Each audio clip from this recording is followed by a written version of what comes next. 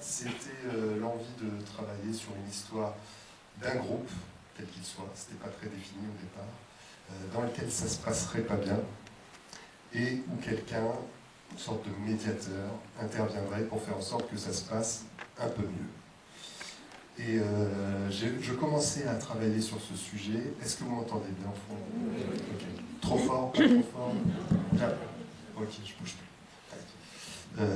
Je commençais à écrire ce sujet au moment où on fermait les cinémas pour cause de Covid, puis on les rouvrait, puis on les refermait, puis on les rouvrait. Et on ne savait pas si les spectateurs allaient finir par revenir en salle ou pas, parce qu'ils avaient pris d'autres habitudes qui leur allaient bien. Et donc moi, écrivant mon film, je me suis dit, qu'est-ce qui pourrait donner une bonne raison aux spectateurs de venir voir mon film en salle plutôt que de rester chez eux pour le voir. Et il se trouve qu'à l'époque, et pendant plus de 20 ans, j'habitais à côté du Conservatoire national de musique, et qu'une voisine m'avait un jour invité, que j'entendais répéter régulièrement, m'avait un jour invité à écouter dans une salle de répète du conservatoire le morceau qu'elle allait présenter pour essayer d'entrer dans l'orchestre de l'Opéra de Paris. Et là, je me suis retrouvé, alors que je n'étais pas mélomane, face à une violoncelliste que j'entendais jouer à la marge, comme ça, à travers les cloisons. Et ce moment m'a vraiment marqué. C'est-à-dire que jamais j'avais entendu la musique jouer ainsi, parce qu'on entend tout un tas de choses qu'on n'entend pas quand on assiste à un concert ou quand on écoute un disque. Je chantais le travail, je chantais tout ça, et ça m'avait beaucoup plu. Et donc quand, 20 ans après, et même plus, j'étais en train d'écrire, et j'étais encore en train de tourner au Parc de la Villette autour de ce conservatoire national, je me suis dit, et si c'était ça l'idée? C'est-à-dire si j'arrivais à proposer aux spectateurs d'entendre la musique, non pas comme un spectateur, mais comme un musicien. Non, mais parce que je suis inquiet, c'est comme ça, je suis toujours inquiet, avant de commencer un travail. Mais ce qui est drôle, c'est qu'il y a toujours des choses de soi qui fonctionnent avec le personnage. Moi, je me suis dit qu'un des éléments de comédie à jouer, c'est que le type est convoqué pour parler de son truc, sauf qu'il ne se souvient plus du tout de ce que c'est, et qu'il n'a pas du tout envie de replonger dedans, que ça lui rappelle d'ailleurs un très mauvais souvenir, et que c'est une vraie galère, quoi. Donc il y va complètement à reculons. Disons, en plus, ils vont me faire chier. Je connais les musiciens comme si je les avais faits. Enfin bon, bref. Donc j'arrive pas calme du tout. Et moi, comme acteur, j'arrive pas calme non plus, parce que c'est pour jouer un compositeur et que je sais pas lire la musique. Voilà. Ah ben, donc, vous faites pas le malin quand... parce que je me disais... On se connaissait, on avait parlé un peu, hein, tout ça, préparé, tout ça, mais... Je me disais sûrement qu'à un moment ou à un autre, il va avoir envie que je prenne un crayon et que je barbouille un peu quelque chose sur une partition. Et je me dis, ça va être terrible, c'est terrifiant, parce que je ne devais pas savoir quand on voit, parce que par contre j'ai observé des musiciens le faire, des compositeurs le faire. On voit comment ils écrivent couramment, Grégoire Hetzel, c'est magnifique, quoi. C'est comme s'ils écrivaient les cursives, enfin c'est magnifique. Voilà. Alors là, je peux vous dire, je ne la ramène pas. Une petite anecdote de compositeur que je suis. J'étais jeune, 17 ans, je crois, ou 16, je commence la clarinette, et il y a un piano à disposition, je cherche les accords d'un truc que j'ai composé, qui faisait en gros pom pom pom pom pom pom pom pom pom la li la li la li. Vous avez prévenu qu'il y avait un spectacle. Et donc, je trouve des accords en me disant c'est pas mal. Un camarade vient me voir, je dis, qui connaissait le piano, qui savait jouer, pour moi, et il se met au piano, il me dit alors, montre ce que tu as fait, tout ça. Ah, il me dit, oui, c'est pas mal tes accords, oui, mais ça colle, où est-ce qu'il me joue mon truc avec la clarinette? Puis il me dit, mais ça me rappelle quelque chose. Et il me sort, je ne sais plus quel était le nom d'ailleurs, le titre du truc, c'est-à-dire que c'était archi déjà composé, j'avais juste répondu à un truc, mais j'étais très content d'avoir fait. Voilà. Lui et les comédiens en font aussi ce qu'ils veulent par endroits.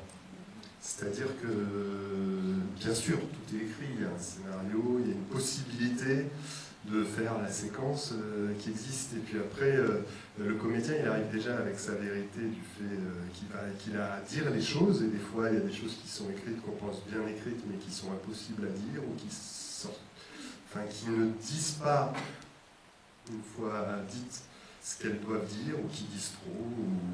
Voilà, donc ça déjà le comédien il a ses suggestions là-dessus. Et puis ensuite, quand on cherche quand même un certain réalisme et que le spectateur y croit, il faut laisser le comédien être un peu ce qu'il est, quoi. Et je pense notamment à ces scènes où Charlie Beaumont débriefe les musiciens. Une scène comme ça, si vous devez dire au comédien chaque temps, chaque pause, chaque inflexion, c'est pas possible, quoi. Il faut juste le mettre en situation de pouvoir vivre la scène au mieux, et puis c'est son travail à lui. Et c'est pour ça que j'ai choisi Frédéric, parce que je savais que c'était quelqu'un qui aimait travailler, mais vraiment travailler, c'est pas j'arrive le matin et j'apprends mon texte. D'abord Frédéric, son travail, il commence par recopier tout le scénario à l'avant, ce qui n'est pas commun, et ce qui impressionne un peu, et puis après il l'annote. Et puis après il l'apprend, et puis après on en discute, et puis voilà. Et c'est super plaisant quand vous avez écrit quelque chose, d'avoir quelqu'un qui continue de se poser des questions. Mouillé, qui sèche à la lumière du soleil, au lever du jour, quand ouais, c'est le linge qui sèche, à la fin. Et donc il termine, 4e mouvement, enfin. Ah, et je lui dis, Frédéric, et si à un moment, tu leur demandais pourquoi vous faites de la musique, tout simplement. Elle a dit, ah, c'est génial. Il oublie ses 4 pages de texte, machin, on part là-dessus. Et le lendemain... Alors, il se passe autre chose après. Ça, c'est pas... Donc, je trouve effectivement l'idée formidable, en me disant, oh, super, et du coup, ça va, on va partir. Alors, je lui dis, ça c'est bien, mais il ne faut pas le dire aux comédiens. On va se réserver le truc de ne pas leur dire. Ils ne s'attendent pas à ce que je vais leur poser la question comme ça, parce que sinon, on ne peut pas, au dernier moment. Non, c'est plus drôle de faire comme ça. Voilà. Donc c'était très intéressant. Il y a eu des trucs extraordinaires, d'autres qui ne fonctionnaient pas, c'est normal. Et puis, dans le décours de la conversation, à un moment donné, je ne sais pas comment je dis ce truc... Il y a un des comédiens qui dit « Ah oui, je vous dis, Charlie ». Voilà. Oui. Comment vous avez... Et s'il demande à toi, qu'est-ce que tu vas dire? Ah, bah je dis, écoute, moi, je veux dire, si je fais de la musique, c'est pour éviter les pesanteurs du langage, enfin, me libérer des pesanteurs du langage, etc. Puis je me dis, oh, c'est bien ce que tu viens de dire, là. Et je me souviens déjà plus ce que c'était. Et donc, du coup, on est remonté, il m'a retrouvé, on a noté, puis on l'a fait. Et il ne reste que cette réplique-là. Donc, pour dire, c'est pas de l'impro, mais c'est pas ce qui était écrit non plus, c'est le tournage. C'est la phrase clé du film.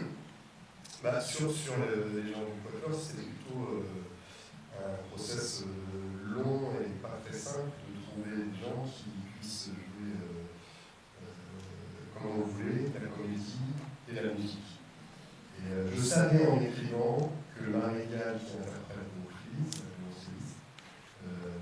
qui est une comédienne de théâtre extrêmement réputée, je savais qu'elle avait déjà joué du violoncelle sur scène, donc elle savait qu'on pouvait trouver certainement des comédiens qui sachent à la fois jouer la comédie et la musique. Et puis après, on a lancé une espèce d'appel à tous les agents en France, en Belgique, en Angleterre, en Allemagne, et on a reçu des démos un peu partout. Et après, il y avait quand même un scénario écrit, donc on avait des caractères à trouver. Mais par exemple, pour Georges, son personnage, c'est le plus vieux de tous à la base d'un scénario. Et puis, quand on a reçu la vidéo de Mathieu Spinozzi qui joue du violon, etc., ça m'a tout de suite inspiré de changer ce personnage parce que voilà, je voyais bien qu'il jouait trop bien, que ça allait être un élément un peu pivot, ce coiffeur, etc. Et puis, on a aussi rencontré des musiciens qui ont tâché de faire jouer la comédie. Et c'était pas toujours trop grand. Et ça reste encore un petit mystère pour moi. Est-ce que les qualités requises pour être un musicien classique, les habitudes de travail d'un musicien classique sont trop différentes de ce qu'il faut pour être comédien, pour se lâcher, pour faire venir le personnage à soi, etc. Je ne sais pas. Sauf qu'il y a eu Daniel, Daniel Garnitsky, qui aujourd'hui est un musicien de jazz manouche, et qui a longtemps été un musicien classique, dont le père est un violoniste pédagogue très réputé, le grand-père avant lui, etc. Et puis il y a eu Emma, qui n'avait jamais joué la comédie, mais qui voulait devenir actrice, tout en ayant pratiqué le violon et l'alto depuis sa plus tendre enfance. Et puis voilà, les choses se sont faites comme ça, et quand j'ai eu les quatre, il n'y avait pas beaucoup de plan B, d'hésitation en fait.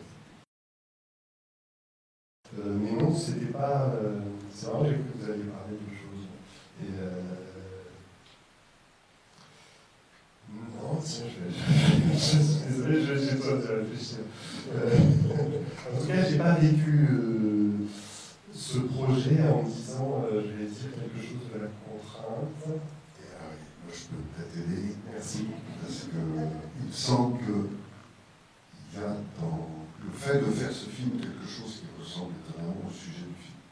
Je veux dire, il y a la même difficulté à faire ce film que dans l'histoire à réaliser ce concept.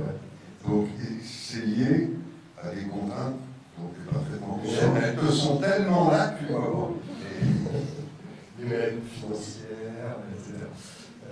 Le fait de faire jouer des gens qui vont vraiment jouer leur instrument, c'est une contrainte. En tout cas, ça a amené des contraintes techniques, des trucs à résoudre sur ce qu'on allait enregistrer, chaque prise, du direct, etc. La contrainte de temps, on l'avait aussi, puisqu'on entend 29 jours, là où ça paraissait raisonnable d'en avoir 35. Et puis le fait que ça nous obligeait à nous entendre. Donc j'entends tout ce que vous avez dit. C'est-à-dire que, c'est marrant, il n'y avait pas d'obligation, mais ce que je veux dire, c'est que les gens qui sont venus sur ce film, qui par bonheur avaient tous une grande expérience, ils ont senti qu'il y avait une part de défi à faire ce film. Et donc ça a motivé des gens très chevronnés. Et ces gens-là ont une qualité incroyable qui n'ont pas de certitude. Voilà. Ils ont fait 1000 trucs et ils ont surtout des doutes. Ils posent des questions, les problèmes possibles et les solutions envisageables. Et on avance comme ça. Et c'est vraiment, je l'ai dit et je pense qu'on est passé dans le chat d'une aiguille, quoi, parce que jusqu'au montage et même presque jusqu'au montage son, au mixage, on ne savait pas si ça allait payer autant qu'on l'espérait. C'est-à-dire ce que je disais en introduction de ce film, est-ce qu'on allait être au cœur de ce quatuor. Et dans un truc qu'on n'avait pas forcément vécu avant, tout ça. Ouais. Et quand on s'est rendu compte qu'on avait réussi, on était assez non, je ne connaissais pas Grégoire Hetzel avant. Et puis environ, je dirais une bonne année avant mon tournage, il fallait trouver ce compositeur. Et j'avais la possibilité peut-être d'aller chercher un compositeur, directement un compositeur de musique savante, donc quelqu'un qui compose du quatuor couramment, on va dire. Et puis ça me faisait peur parce que je sentais bien que ce genre de personne allait avoir un attachement à sa partition et un orgueil par rapport à sa partition qui n'allait pas être compatible avec ce que nécessite un film.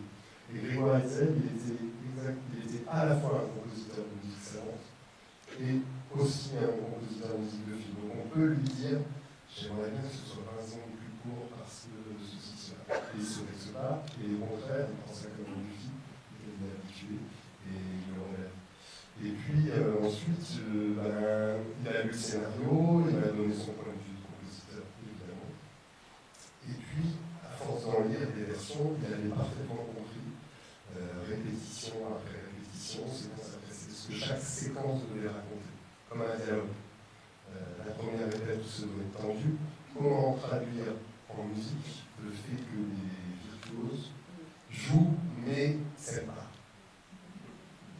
Moi, il a trouvé un truc formidable, tout ça. Il a écrit la partition du second violon plus virtuose que scène du premier mouvement. Hop là, vous avez posé le hasard. Et puis voilà, la deuxième contrainte, c'était que le plus profane des profanes puisse sentir le cheminement entre cette discorde et cette harmonie finale. De manière, moi, c'était un de mes vœux avec ce film, c'était